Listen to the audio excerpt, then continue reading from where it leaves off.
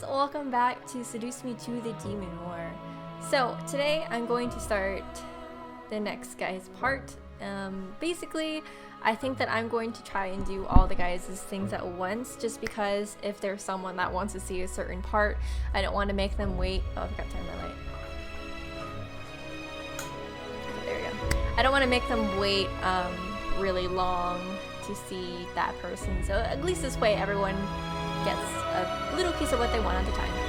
So I forgot the colors, but we're gonna see. What's in the second save slot?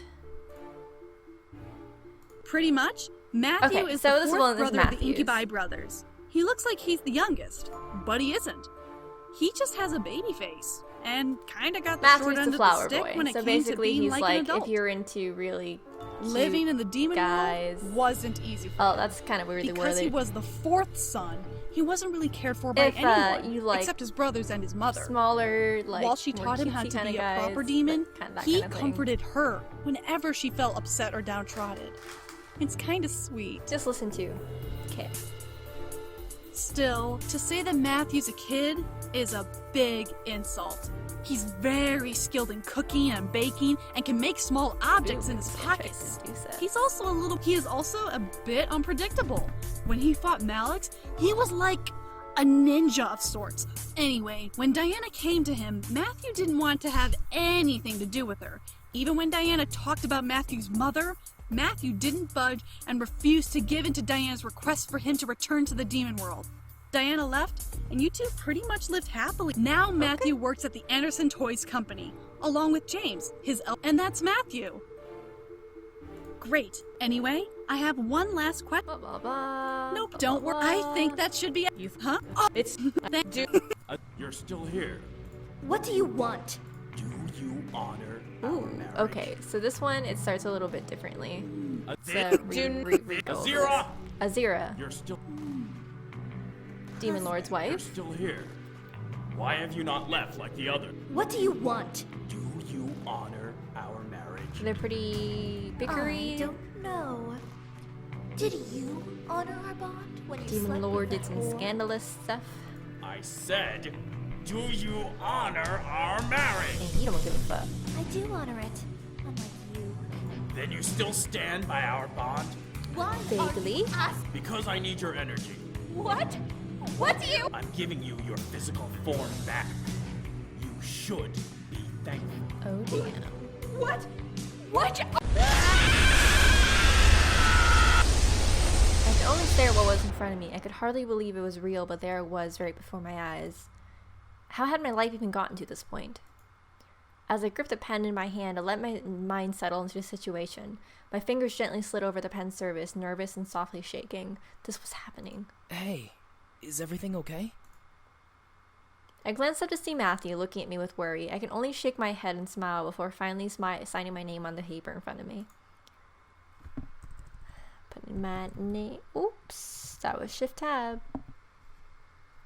See that? So what do you think? Matthew looked over the paper and gently rotated the paper on the table to look at what I had written.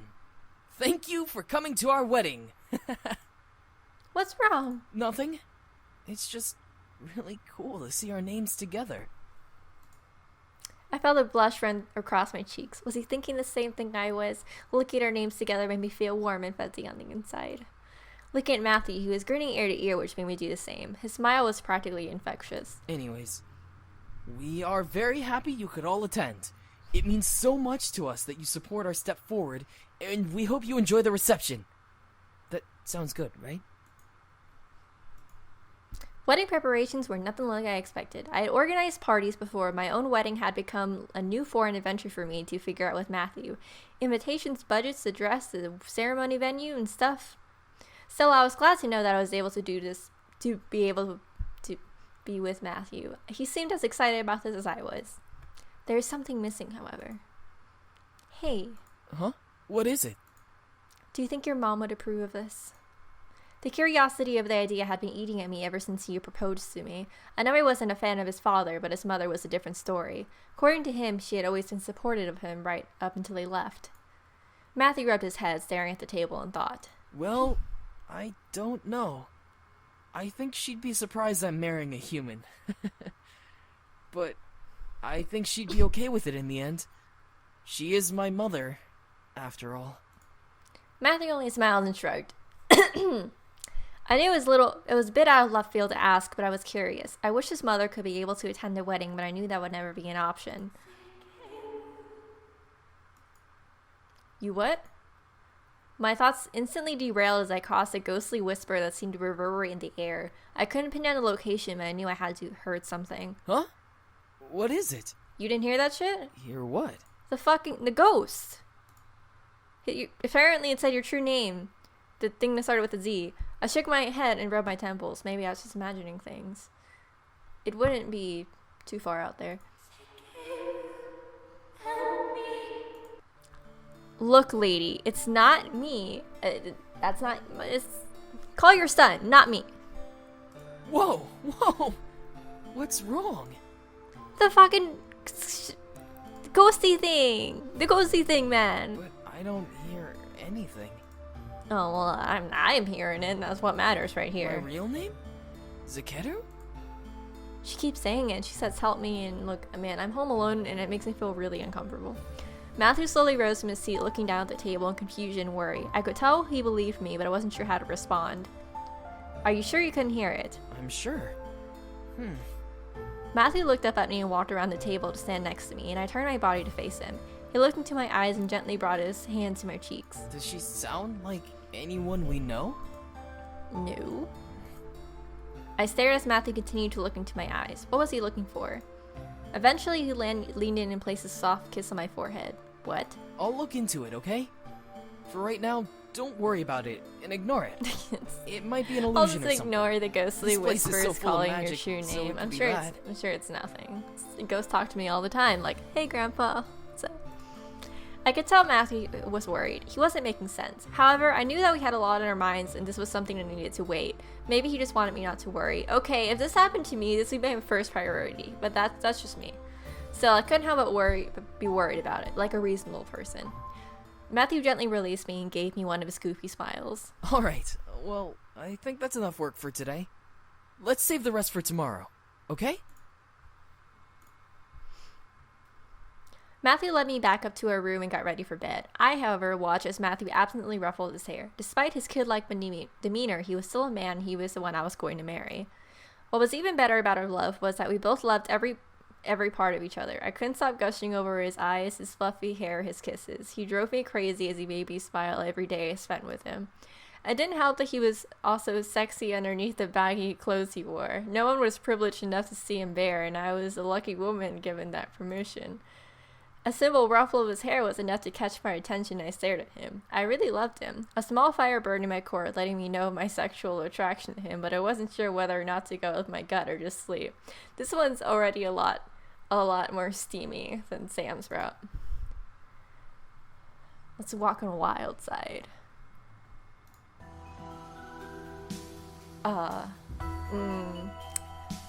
Inappropriate things. Okay, if you don't want to see these appropriate things, just skip forward to whatever annotation. I'll put it somewhere. I'll probably censor anything that gets too much, but otherwise, I'm just gonna go through it. Huh? Stuff. Things, stripping, really detailed things. I feel really uncomfortable doing this on a video. If you like to read this, you can go ahead and pause. Go be my guest. Say things. Say really inappropriate things. Whoa! Ho, ho, ho, ho, ho, ho, ho. Then let me make it better. Let's just... Okay. Let's just go forward. Go forward. Feel free to pause and read it yourself, but it's...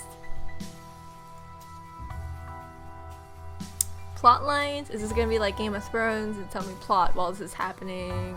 Or was this just like fan service? Fan service. Are visual novels usually supposed to be like this? I love you so much. Moving along. Okay, here we go. The darkness was meant to be peaceful. Sleep was meant to be relaxing. However, my mind began to wander to what had happened earlier that evening. Hearing that voice made me worried. Something was off. Something was going on, and I was the only one who could sense it. Why, though? I let the darkness sleep into my mind a little bit longer, unsure what to think of it. Is that money? That doesn't sound like money. I opened my eyes and found myself no longer in my bed, but on a stone-cold floor, staring at a high marble ceiling. Despite feeling foreign textures beneath my skin, I vaguely knew where I was. Not home. Apparently, in the Demon Lord's castle. I remember the sight from the vision the boys gave me when Diana first appeared. Why was I here, though? What? Are you carrying coins or something? Diana? Held in the air was Diana, hanging from 4 long lines of chains that were attached to her wrists and ankles. She was spread out like a star, and the chains were pulling her body in different directions, seemingly to rip her in half. My mind couldn't fathom why she was in this illusion, if this was one. She looked so different, but I could tell it was her. Why was she in chains, though? Release me! Oh, I will. Matthew's voice reverberated with a cold demonic resonance, and it drew my eyes toward him in shock. There he was, sitting on a throne, practically lounging on it. He was still in his human form, but his eyes were glowing an unnaturally gold color. It was even more odd that he was smirking at Diana. I had never seen him smirk like that, like he was enjoying seeing someone's pain. I also recalled that he didn't have yellow eyes, and I'm pretty sure he had pupils. I'll kill you once I'm bored of this game. Your struggle is just so much fun to watch. You think this is funny, brat? Matthew glared as the chains pulled harder on Diana's limbs. I flinched from the sound of her body stretching, almost hearing the sound of her bones cracking. Diana, however, sneered at Matthew in reply. Do you really think calling me a brat is going to... I will speak for some of my friends. People that are small, they can be vicious. Well, that's what you are. A brat who abuses his toys until they break. I could only stare at the two, completely confused about what was going on. I tried to speak out, but suddenly my voice disappeared before any sound could be formed in my throat. Gripping my neck, I looked down, trying to figure out why I couldn't speak. There was some sort of vice pressed against my vocal cords, not allowing me to mutter even a single sound. Its weight almost made me choke. However, I looked back up as Matthew gave a sickly, evil chuckle. That's right. I like to play with my toys until they're of no use to me. That's how toys work. You're not wrong, but that's not any way to treat people. And when I'm done with them, I destroy them. And what of the human? Is she just another toy? Diana cares about me. I looked at Diana, seeing her move her head to me before turning back to Matthew in realization. I was physically there. I wasn't just watching the event. I was part of it. Matthew looked back at me, and his face shifted into an innocent smile. My heart desperately clung to the possibility that as evil he was presenting himself to be. However, I'm pretty sure that while he looks like it could be a sick joke, he might just be crazy. She's not just a toy. My heart dropped to my chest. Matthew tilted his head cutely, giving me a disgusting feeling of adoration and fear from the sight. Never had I imagined feeling like this while looking at the one I loved, yet here I was. She's my favorite toy. I can't break the toy that I have the most fun with. Especially when that toy gives me so much energy. Well, hey, I'm guaranteed to be kept alive. Like a predator, Matthew began to walk towards me, pressing underneath Diana's hanging form. I couldn't move as he knelt down and cupped his hand around my chin. I'll keep you with me forever and ever. I'm pretty sure the human cutoff is around 80 years. Fear seared my nerves. I did not want to be near this man. This wasn't Matthew. It couldn't be. There is no way. As I stood up, I felt tears run down my face. If this was a nightmare, I wanted to wake up. Please. Matthew's hand pointed at the throne and glided through the air back to me. The sound of chains echoed through the room, forcing me to follow it and see a chain flying at me. I tried to scream as it leaped toward my throat. From thin air, a shackle collar formed around my neck, connecting to the chain as it reached me, and I was pulled forward roughly through the air before landing beside the throne with a painful thud. No! Diana screamed as a large cage suddenly formed around my body, making me its prisoner. I scrambled to my knees and gripped the bar surrounding me, now frightened beyond compare. Matthew let out a terrifying laugh, sending more waves of fright through my body. This wasn't happening. This world is mine. No one can stand in my way anymore. Not James, not the Demon Lord, and not you, Diana. I'm pretty sure you're forgetting at least 3 more brothers. Smirking widely, Matthew looked at Diana, raising his arm across his body. And I've grown tired of you. Before Matthew could move, my fear and anger quickly bubbled in my chest, one word passing past the blockage in my throat. Stop! As my voice ripped through the air, everything went black. My body, however, sat up in bed in shock from what I had seen. My scream reverberated through the room as I let it sink in that I was awake and all of this had just been a nightmare. Despite it all feeling real, I was no longer in a cage. I wasn't in a room with Diana being ripped apart. I was it. Ah! What? I shot my head to the side to see Matthew in bed with me, sitting up beside me, rubbing his head. A heavy tiredness weighed down the eyelids over his frightened eyes, but my mind began to suddenly seize in fear just from looking at him. My mind shouted that it had just been a nightmare, but my body couldn't help but remember what Matthew had done to me in the dream. It may have been fake, but I couldn't stop the fright from washing over my nerves. I just want to ask you, are you crazy? Because I just had this crazy vivid dream, and your eyes were the opposite color they are now. Whoa! And It's you lost okay. your pupils. It's alright. And It's you just were me. doing some crazy things. Hey, I'm gonna hug you, okay? That's all. My heart wanted to believe him. I had to. He couldn't be as sadistic as my nightmare had depicted him. I nodded and Matthew slowly began to wrap his arms around me, hugging me to his chest. There we go. It's okay. I began to melt into his arms, finally feeling the fear disappear from my body. I pressed my face into his shoulder, shaking in remorse as the panic drained away. I don't know why I'm apologizing. This is the guy who was chaining people up. Apparently, I Bad dream, huh? relax. Oh, you don't know the half of it.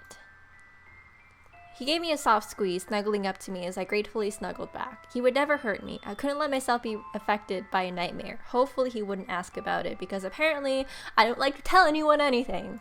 Hey, whatever the dream was, just know that everything will be alright, okay? It was just a stupid nightmare. Whenever you wake up, I'll be right here beside you, ready to make it go away. Or shadows. The way he sounded so confident made my heart flutter in my chest. He truly cared for me, and that was something I adored about him. He loved me, and I loved him in return just as much. I still couldn't get the idea that he might be crazy out of my head, though. Thankfully, the nightmare didn't return that night. I was left with a warm embrace and a peaceful slumber until the morning rose. Even in the days that followed, the nightmare didn't come back. Neither did the mysterious voice. My week became peaceful, final details for the wedding becoming our only focus. I was nervous for it, and soon the day of the wedding had snuck up on me, and I was in my room staring at myself in my wedding dress. I could hardly believe it. I was getting married. My family and the guests were all at the church waiting for me to march in, but I was so nervous I hadn't left the mention yet. It was only a 3-minute drive away, so it wasn't like I was in a terrible rush.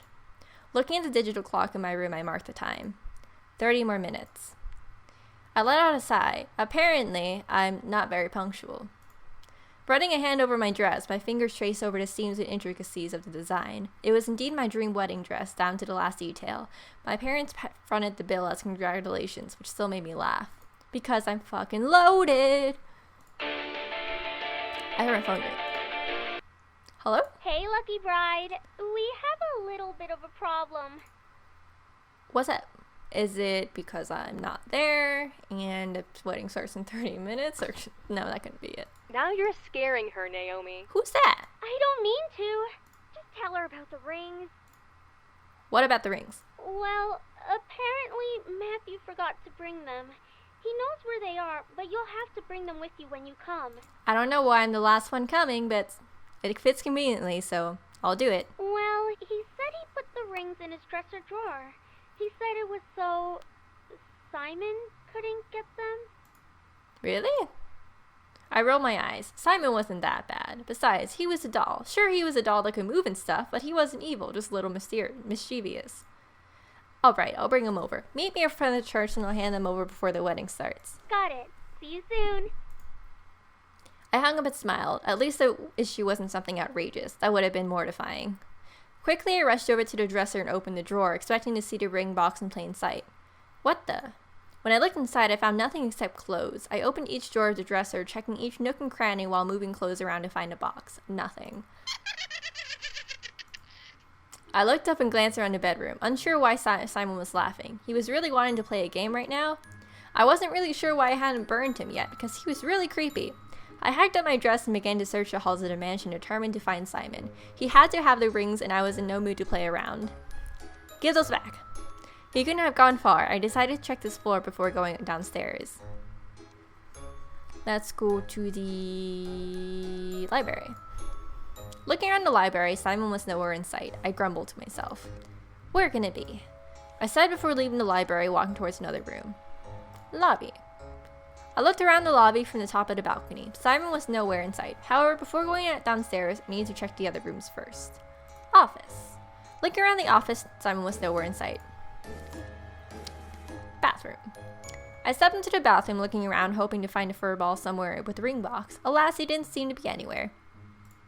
I grumbled to myself before turning to leave. However, my eyes locked up on the bathroom mirror, seeing something that made my heart freeze up. This is going to freak me out because I'm easily scared by mirrors.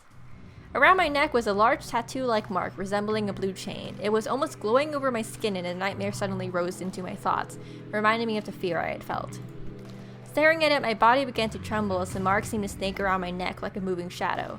For a moment, I thought the mark would tighten against my neck from simply watching it circle over my skin. I brought my hands to my throat, trying to cover it. I didn't want to see it. It had to have been an illusion, right? I was just imagining it, because I imagine everything.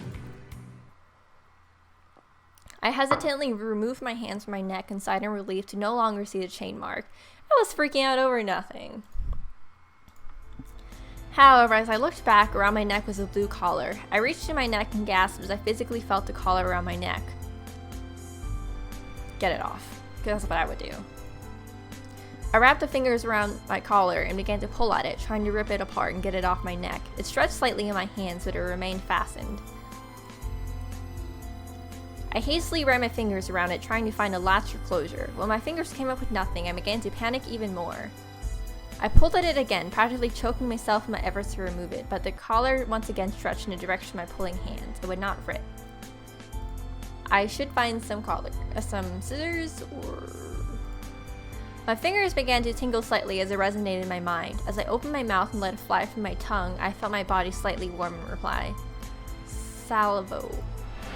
The collar, somehow responding to what I had said, began to quiver around my neck before fading into black mist and disappearing into the air. Don't mind that. I instinctively sighed in relief. It was off. Thank God. I knew it. I knew it. That girl has demon magic. Why am I always alone? Then quit talking and let's take her. Oh shit. The Lord will be so pleased. Who? Before I could turn to search for the voices, I felt hands grab hold of my feet, and I looked down and lifted my dress. 2 pairs of evil-looking hands had taken hold of my ankles, reaching through a dark red and purple pentagram. I shrieked, trying to pull my legs away, but couldn't stop them as they swiftly pulled me into the ground. Oh snap. Well guys, I'm gonna end it here. Matthew's route is just as exciting, and it gets right into the action even more than Sam's route. But like I said, I'm gonna do each of the guys' part at around the same time. So I'll do part 1 of each one and then part 2 of each one, but I'm gonna get them out promptly so you guys don't have to wait for each one if you're only watching one part. But I like being able to compare them. If you like this, go ahead and leave a like. If you'd like to subscribe, go ahead. I really appreciate it. You'll get to see more stuff. And if you have any suggestions for games, leave them below. I'll see you guys in the next one.